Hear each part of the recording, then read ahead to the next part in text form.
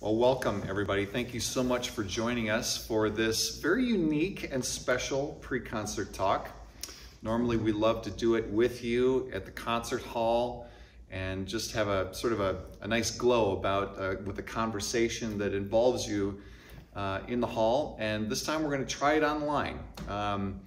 We're thrilled that we are able to launch our 2021-22 season this weekend in a season that we're calling A New Day. We look to this year and this season especially with optimism and hope as we hopefully are coming out of this pandemic, and we're looking ahead to brighter and better days. And what better way to do that than with True Concord and with music. And we have a lot of special music planned for this first concert of the season, a concert we're calling From Darkness to Light. I'm joined today by someone very special. This is Welz Kauffman. He is our new managing director here at True Concord. I couldn't be more excited to have him join our team and be a partner with me in advancing our mission with True Concord, which is to create experiences that move, enrich, and inspire. And you are very much part of that mission as we share this music not only with the Tucson community, but through the power of the internet around the world. And so thank you again for joining us. And thank you, Welz, for coming on board and joining the True Concord team. So tell us a little bit about yourself and how you landed in Tucson and how we were fortunate enough to land you here at True Concord. Well, thank you for that very kind introduction. I appreciate it. Family reasons, work reasons brought me to Tucson over the last 20 years and decided to plant ourselves here basically last February, but got here last October. And that's of interest perhaps because I called you to ask whether I could be part of the bubble experiment, which turned out to be such a wild and wonderful success for True Concord, but also for Tucson and for music in general, because so many organizations really did have to lock down and no fault of their own. It's victims of the pandemic. So this particular program, as you just described, and we'll talk about a bit, I think is sort of a next chapter in a feeling of optimism and excitement that True Concord brought to Tucson last year with wonderful concerts and safely distanced and all those kinds of things, even as we try to figure out what those next steps of COVID protocol will be for these concerts coming up, and it's going to work well. You and I met, I don't know, 4 or 5 years ago. I can never actually quite place it. But it was after one of your performances, and also around the time that the Ravinia Staines Institute was here for the Tucson Desert Song Festival, and I had the great honor of running the festival in Chicago for about 20 years. So we connected, and I started to come to your performances and was just kind of blown away by a couple of things. The very high quality of the performances, and everybody watching this knows what that means, whether in a virtual way or live. But also the way you put programs together, and not to drop names, but I've had the pleasure of working with folks in the vocal realm who are really masters at this. I think of one of your contemporaries, my friend Grant Gershon, who runs the LA Master Chorale, especially the way he weaves new work, as you do, within classic, more standard repertoire. And then at the other end of the spectrum and age, Robert Shaw, who was the master, no question about that, and pioneered so many types of vocal music, including bringing the spiritual to life through choral work, but so many other things, and a lot of new work as well. So it's a pleasure to be talking about this program in particular, and I just can't wait to get started with the season, as I'm looking forward to everything that's coming up, including a couple of world premieres, including one by a composer who is represented on this program, which is very exciting. I would love to start, if it's okay with you, with a question about kind of pulling back the curtain, if we use a Wizard of Oz kind of thing. I think a lot of folks who love music are curious as to how someone such as yourself, a founder and music director at True Concord, puts a program together. Where does the idea come from? What is the seed? What's the germ that moves to what people are going to be hearing? You've explained the darkness to light and coming out of the pandemic. But you start with Bach in a very positive, hopeful way, very upbeat. You end with Copeland, also very positive, more subdued. But in between, The journey is quite fascinating. So I would love, you can speak about whatever, you're the guy, you speak about whatever you want to, but I would love it if you would talk about Jake's piece. I would love it if you would talk about Luminous Night of the Soul. About the Moses Hogan arrangements, because I'm a huge fan. If anybody from New Orleans area knows about Will Todd's work and Eliza's work, and anything else you want to as well, of course. Well, thanks. You mentioned some pretty big names there, Welz, and I'm flattered that you include my name in that. I don't consider myself a master at program. I think it's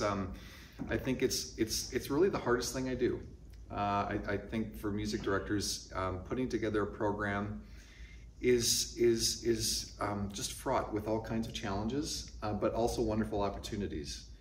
You know, taking the bigger picture view, we at True Concord have framed our entire seasons around themes. This year, the theme seemed obvious to me. All of us have experienced such just atrocities and misery and isolation, despair. Yeah, exactly. You know, the fact that people were having to just shelter in place at home and not have interaction with other human beings. I mean, it's almost inhumane. We did all that we could do at True Concord to try to bridge that gap and fill the void, whether it was creating playlists, you know, for people to listen to at home, or launch our series of video concerts with Arizona PBS to reach people wherever they were. And then we had the really good fortune, as you mentioned, to be able to put together these bubble seasons last year in which we could safely produce concerts outdoors. We're blessed to be in a climate like Tucson where we could do that, and be able to make music in a live situation where there was so little of that going on. So, as you know, we proceed with cautious optimism with this new season and this year ahead of us, with hope that there are brighter days ahead, and I think music can help lead the way. Definitely. In that respect. And so the theme for this season, A New Day, is about that hope for a better day. And I just want to jump ahead just a little bit to some of the other concerts coming up, because this new day isn't just about coming out of a pandemic. It's, in fact, the full title of the season is, you know, imagine a world transformed. And imagining, for example, a situation in which we don't have the constant threat of climate crisis hanging over our head, or imagining for some people in our communities and in our country and in the world who haven't really felt they had a voice in the world or a standing in society, and imagining a society in which everybody has an equal voice and place in society. And so we had, you know, imagining a world where there doesn't seem to be the seeming ceaseless sense of war and conflict. So A New Day is really a big vision for a world in which, you know, we're not living with war, and we're living in harmony and out of respect for all people, no matter where they come from. But today, or this weekend's concerts, are, generally speaking, is about coming out of adversity, challenge, and embracing the promise of hope and renewal. So that was something that informed, that idea was really the germ, to use your word, to come up with an entire season, but also this concert this weekend. And so you mentioned Bach. I wanted to start with Bach. Yes, I know, right? We love Bach. We love Bach. You know, one thing that I love about True Concord is, you know, we do Bach, but we also do new works. We present a music that reflects, you know, the wonderful cultural mosaic of America. But starting with Bach, there's something really universal about Bach. And so we start with one of his motets, Lobet den Herren. We don't know a lot about his motets. He wrote a few of them, or there are a few that are extant. and were probably written for special occasions. Some of them probably funerals. This one was definitely not for a funeral. Definitely not for a funeral. I'm not sure what the circumstances are behind it, but it's just brimming with joy and unadulterated praise of God and creation, and it just feels like a really wonderful way to start the program, and maybe sort of a foretaste of the feast to come. As we look forward to presenting his masterful, ultimate achievement in the B minor Mass at the end of the season. Exactly. So there are bookends within the program itself: the Copeland that closes, the Bach that starts, but also bookends in terms of the season begins and closes. Right? Yeah. And that's really lovely. And I think that's one of the things that may be more subliminal than obvious. But I think that because there are so many subscribers for True Concord, they're going to feel that as they go along. And if I could just say, you said that programming is the most challenging thing that you do. If that ever is not challenging, then you should get out of the business. I agree. Because it's meant to be tough. It was tough for Mr. Shaw to the very end. Because he was looking out for audience and vocalists. That's right. And orchestra in those cases. For their head, their hearts, and for the singers, for their vocal cords. What are they going to be able to do in the course of an hour and 15 minutes that will not be so vocally taxing, but actually refreshes their physicality so that they can actually not just live through it, but excel through it at the same time. And of course, Bach is often thought of not as a warm-up piece, that would be offensive to say, but as a way of getting into a program and getting your voice kind of lubricated and ready to go. And this piece is classic for this. And so just to circle back to the Copeland would not be the right piece to start with.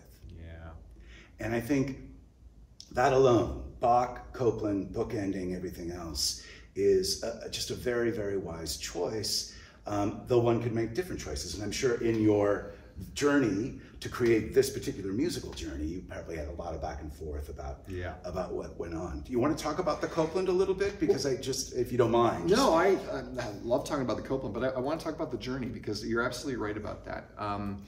And all those considerations that you mentioned definitely are part of it. And your singers appreciate that. I have not met all of them. I've met 2 of them.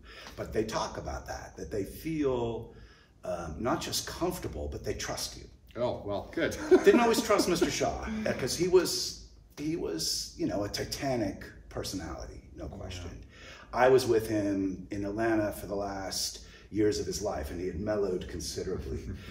But just one example, and then I'll turn it back to you with great pleasure. He was always worried about programming the Beethoven Missa Solemnis because it's such a difficult sing. It is. So he would actually program an entire Atlanta Symphony Orchestra season and place the Missa Solemnis first and then book everything else around it. Wow. So that the singers would not be overtired, that they'd be ready, that they wouldn't be cold, but they wouldn't be worn out at the same time. And then recording and all those other kinds of things would fit in as well. So there's some science to it as well as magic. No doubt about it. And there's just also basic things like audience appeal. I mean, I've learned that audiences really cling to those pieces that are familiar. There's something very powerful about the familiar. But there's also something that is appealing to something that challenges them in a new way. And the same is true for our musicians. They like playing the standards, of course. But there's nothing like premiering a new work. Nothing like or something that they haven't done previously. And then the journey, you mentioned the journey piece. When I'm putting together a program, a season for sure, but also a program, there is this arc. There is a dramatic arc to it. And this program is going to take everybody on a journey. Yes, we start with that uplifting Bach, and we end with that very affirming The Promise of Living by Copeland. And so American. It's so American. So something so deeply Austro-German, it's Bach, and spiritual and uplifting, equally spiritual in a completely different way, in that very American way. And it's fascinating. And the message with the Copeland is, it's gonna be okay. No matter what's going on. The promise of living, the promise of friends and neighbors and labor. It's there are fruits at the end. And being unified. A sense of people coming together. That's right. Which is the whole point of The Tender Land, the opera that he wrote. So yeah, absolutely right. So we have this piece by Will Todd, the English composer. I've become a fan of his stuff. We've performed a number of his pieces over the last several years. This piece, fairly new, 2018, Songs of Renewal, which felt like a very timely piece for this season and this program in particular. We'll do two of the three movements. One of the movements is me renovare. That is the extent of the text. It's just renew me. This follows the first movement we'll perform, which is simply called chorale. And I just love the text of this. And I'm not going to read all of it, just give you an idea. Renew me in the sunlight. Renew me in the blossom tree. Renew me in the rainfall. Renew me in the child born. Transform me. Let me bring light. Renew me in others. Renew me when I take your hand. Renew me in loving. Renew me in forgiving. Transform me. Let me bring light. It's beautiful.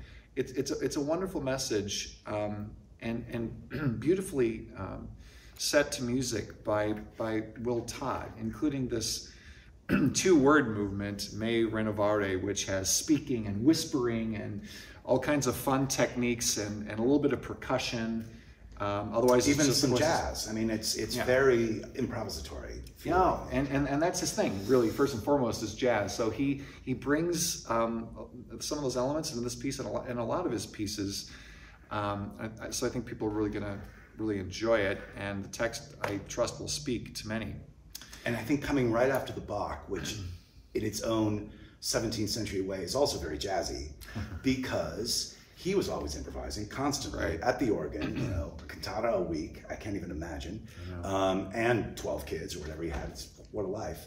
But he was the master improviser, but also a master of writing for voices as if they were instruments. Yeah. And I did not know Will Todd before listening to some of the music, and it had that kind of feel to it. And of course, there have been so many great recordings of you know, Dave Brubeck taking off on Bach and Keith Jarrett taking off on Bach. So it's a natural connection that might not look natural on the program page.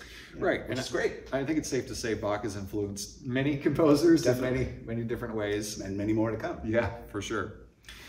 I want to talk about the piece that follows the Will Todd. It's by a Norwegian composer, Kim André Arnesen.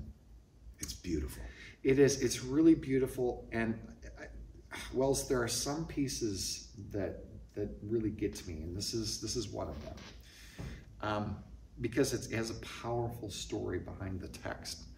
And I want to read the text. The text was found on a wall in following World War II in a hiding place for Jewish people. In Cologne, right? Yeah. I think, yeah.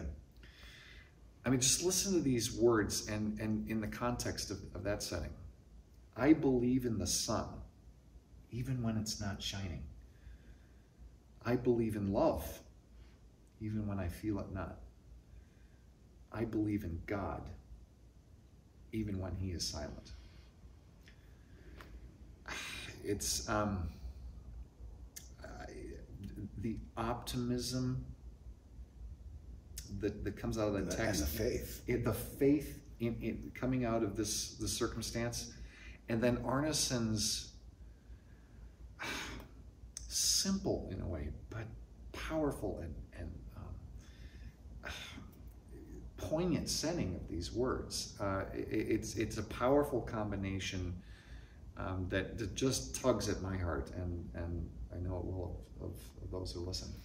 And if I could just say, speaking of finding text on walls, of course, the Barber Hermit songs are that, but maybe more recently, definitely more recently, is the Gorecki Third Symphony, the second movement, which became a kind of pop culture hit, thanks to a radio station in Los Angeles, KCRW, that would play just that second movement with Don Upshaw and David Zinman. And it is so incredibly, exquisitely beautiful. And not just because of a great singer like Don, but largely due to her contribution to making it such. But the words are really, really rough. As they are in this case. And of course, this is part of you putting a program together. The text is a big part of it, right? Yeah. Even if it's as you said with the Todd, 2 words. It's how the composer comes at those words. And the Bach isn't a lot of text either. Right. It's repeated, right? That's pretty normal.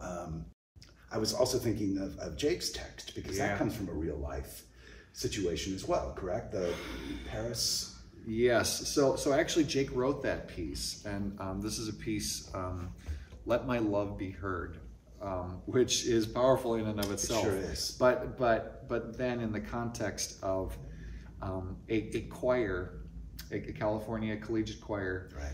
Who had one of their members was over in Paris when the terrible terrorist attack happened, and this young person died.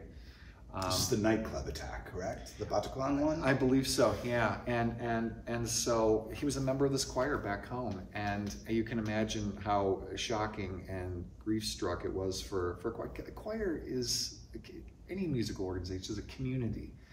And but especially vocalists. Oh, absolutely. It's a different kind of chemistry, and nothing against instrumentalists, God knows, but it's just different. It's that communal piece. You think about the Robert Shaw Chorale, you think about the St. Olaf Choir, you think about the Mormon Tabernacle Choir, you think about the closeness of their lives intersect.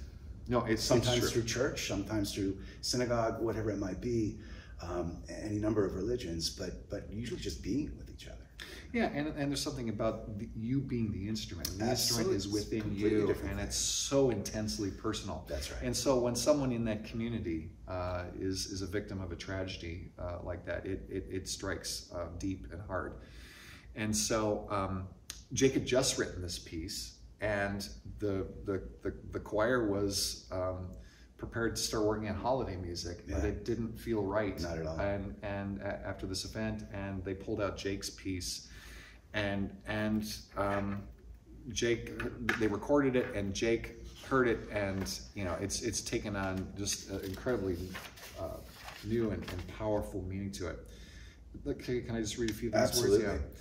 Yeah. Angels, where you soar up to God's own light, take my own lost bird on your hearts tonight. And as grief once more mounts to heaven and sings, let my love be heard, whispering in your wings. It's and if I could just say, with Jake's premiere coming up, in smack in the middle of this season's True Concord season, lots of composers are really good with text and words, right? No question about that. Some are really great at choosing those things. Yeah. He actually collaborates so frequently with Todd, and that'll be the piece that happens in February. That's right. I believe it is. And so to have this as kind of a precursor, because it's a completely different piece. Yeah. But I think it's important to show different facets of composers, and that's another beautiful part about the way this program is to put together. And then right after that, if I could jump to that, because we could talk all night, and then we'd be talking longer than the concert. That's probably never a good rule of thumb. But the Randall Thompson Alleluia, right? Yeah. So Kusevitsky at Tanglewood asks him to write a piece that will be a fanfare, to be a big celebratory thing. And it's the beginning of World War II. France has fallen. Randall Thompson, very deep, very close to Robert Frost, all those kinds of connections, all that very Americana, like Copeland, Tanglewood even, that connection. And then he writes this very ruminative piece, and a very different way of thinking of the word Alleluia. Hallelujah. Yeah. So could you, maybe I just did that, and maybe we don't need to do any more on that one. And we could go through all of these things. No, it's good. A one word piece. Hallelujah. But it's not monochromatic at all. I mean, it's talk about a journey. I mean, it starts, I think pianissimo, and it gradually builds to this fortissimo. Exactly. It's like this alleluia, this joy has been bottled up, and I think for Thompson that was going on. I mean, he was so troubled by what was going on in the world. It was this joy that wanted to get out so badly. Exactly. And it like working through any tragedy or any atrocity, it takes time to work through it and to let it come out and shine. And that journey is built right into that piece.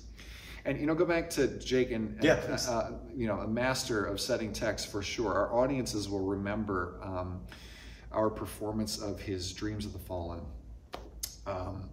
Just very poignant piece, you know, using words by an Iraq war and an Afghanistan war veteran talking about his experiences with war, and the music, the words just bring you right into that experience.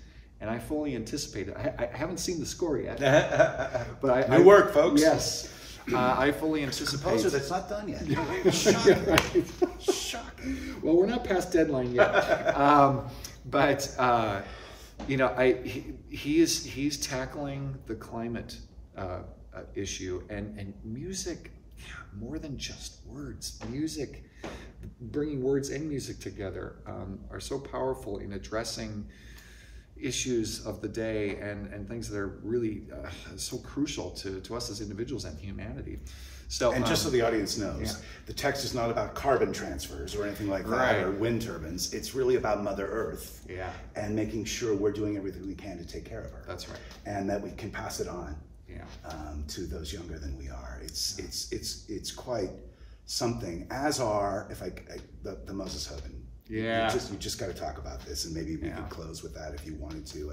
Whatever, it's fun to talk to you. So. Yeah, well, you know, we've got these what I call icons in the program. I mean, obviously Bach, Copeland, Randall, Thompson, but I would put Moses Hogan in this category as well. Couldn't agree more. You know, he a life that just got cut short. Brain tumor, in his 40s or something like that. Yeah, way too young. Way too young. But he, you know, we've had the African American spiritual in our repertoire, like a collective repertoire, for many years. But you know, Moses Hogan took this art form, and he imbued it with a freshness, a newness that, in some respects, like I can tell the world with an excitement, you know, that's. It's so contagious and infectious, or his take on This Little Light of Mine. I mean, you know, a song that many of us have grown up, kindergartners, you know, singing in Sunday school or whatever. But bringing a whole new approach to it, without making it classical. No, well, exactly. Never loses the spirit. Yeah, actually, to me, it makes it more personal. I mean, absolutely right. And if I could just, I know I'm talking a lot about Shaw, but we're both big Robert Shaw fans. Mr. Shaw stopped doing spirituals when he began to hear Moses's arrangements and others, because he just knew it wasn't right to do that. And it was really heartbreaking for a lot of people because they'd grown up with them. But everything has its time, right? And it was great that Mr. Shaw could bring artists and music to the forefront, but then it was time to turn it over, as he did with that amazing Morehouse Men's Choir, you know, in the same sort of way. He wasn't going to touch that with the Atlanta Symphony Choir, or the Robert Shaw Chorale, or whatever, or Festival Singers. He was going to let that be and respect it from a very spiritual basis and a very, not political correctness, musical correctness, spiritual correctness. And we perform this music with great respect and care and reverence for the tradition. And Moses wanted everybody to do it. I mean, I know him. He wrote that. He wanted everybody to do it. We should all encounter and experience and be around this music. It's illuminating in many ways and inspiring. Definitely. What a pleasure this has been. Great talking to you. Yeah, let's do another 4 hours next time. Okay. If we did this long on this program, just think how long the talk on B minor Mass would be. Well, look, we look forward to seeing you at the concerts. I can't tell you how excited I am to launch this season, to go back indoors. Safely? Very safely, and we encourage you to check out and review our safety protocols, because number one is the safety of our artists and you, our audience, in coming together around this special opportunity to share this music with you. So we look forward to that very much.